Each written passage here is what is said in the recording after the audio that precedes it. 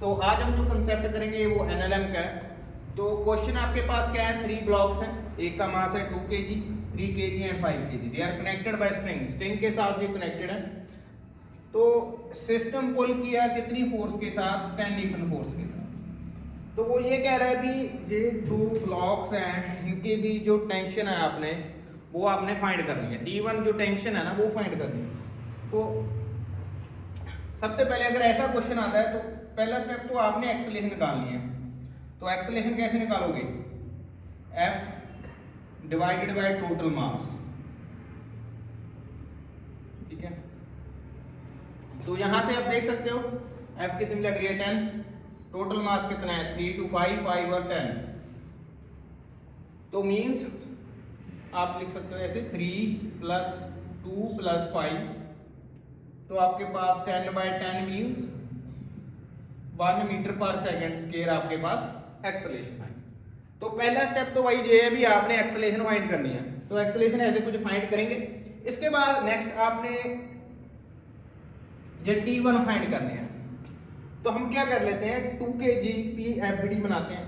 जैसे ये 2 kg है, इसकी एफबीडी तैयार करेंगे। नेक्स्ट स्टेप में हम इसकी जो एफबीडी है वो तैयार करेंगे। So let's say that FBD of 2 kg block है जो जिस पे फोर्स लग रही है 10 न्यूटन, उसकी एफबीडी तैयार की हमने। नीचे की तरफ फोर्स लग रही है mg, ऊपर टेंशन है वो तो कैंसिल आउट हो जाएगी, रिएक्शन वो कैंसिल आउट होगी। आप इस तरफ फोर्स कितनी लग रही है 10 न्यूटन, क्योंकि मोशन इस तरफ है तो बॉडी की एक्सेलरेशन भी इस तरफ होगी। और इस तरफ इसकी टेंशन T1 लग रही है। तो इसकी एफबीडी तैयार करेंगे। इस डायरेक्शन वाली फोर्स में से ये वाली फोर्स माइनस कर देंगे। 10 - T1 = m1a। सो 10 - T1, m1 कितना है आपका 2 kg, एक्सेलरेशन क्या थी 1। तो T1 की वैल्यू आपके पास क्या रही, 10 - 2 मींस 8 न्यूटन आपका आंसर आ।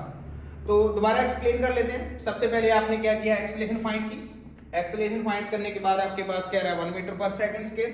इसके बाद नेक्स्ट आपने किसी एक ब्लॉक की एफबीडी तैयार की। इस तरफ फोर्स कितनी लग रही है 10 न्यूटन, इस पे और टेंशन लग रही है स्ट्रिंग की वजह से T1, mgr ये कैंसिल आउट होगी।